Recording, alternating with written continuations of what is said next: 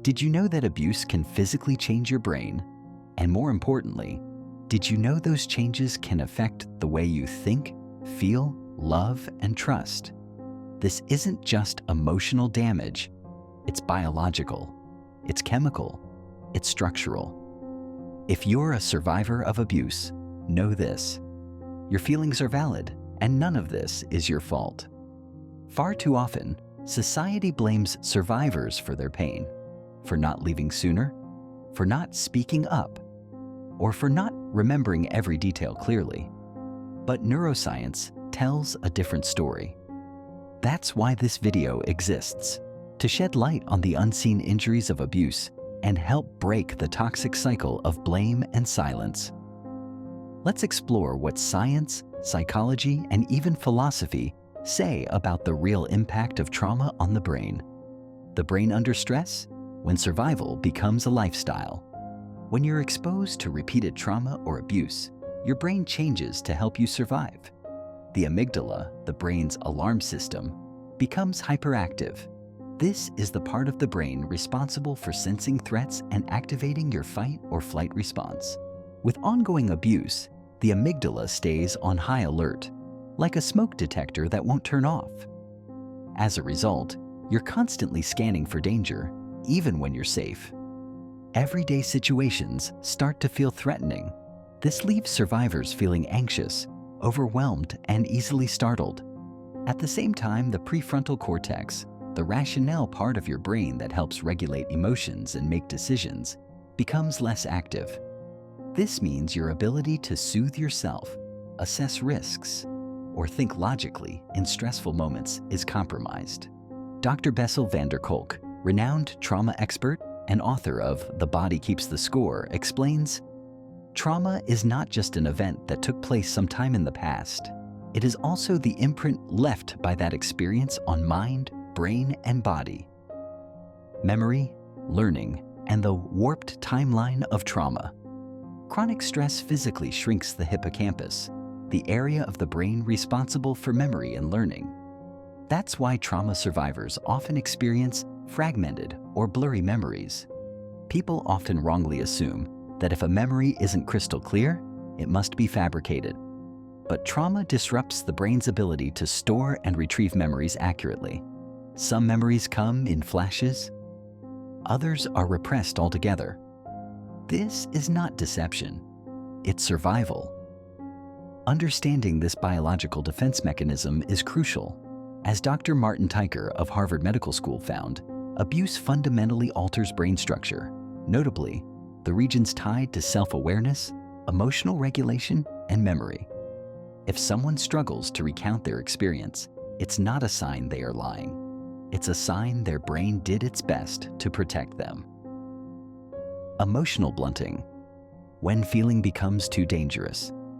An overstimulated amygdala not only triggers fear and anxiety, but can also cause the brain to shut down emotionally.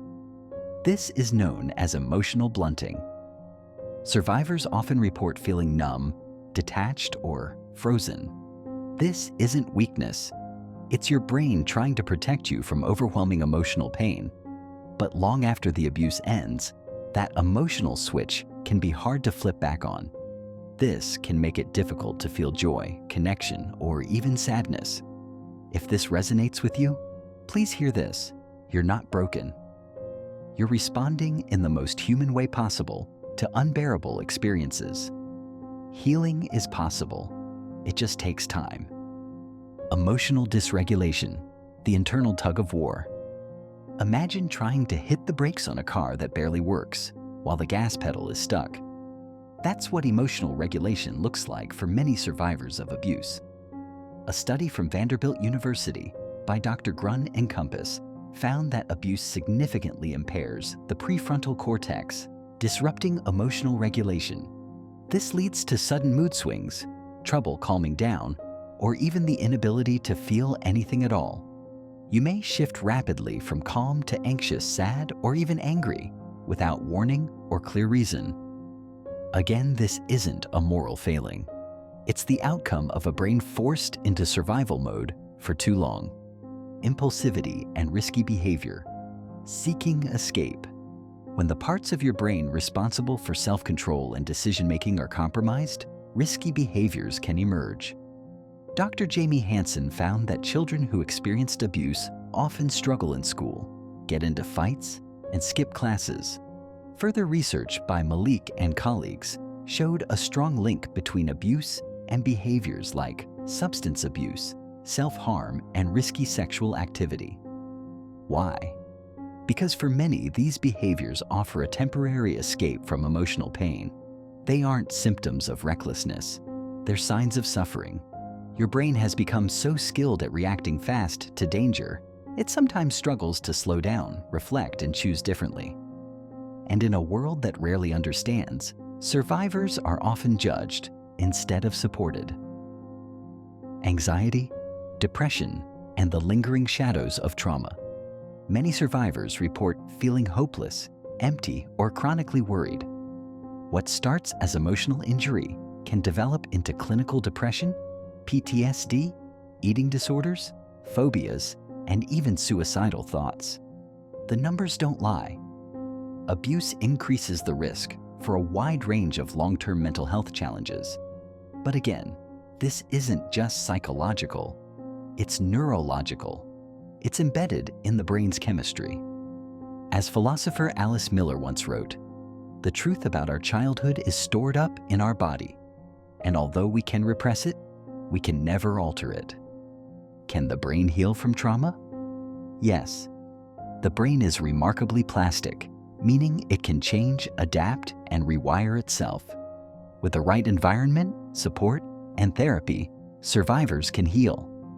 Therapies like EMDR, trauma-focused CBT, and mindfulness-based practices have shown positive results.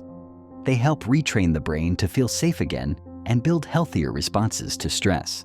But recovery isn't linear. Some days will feel like progress. Others may feel like setbacks. Both are normal. Healing doesn't mean forgetting.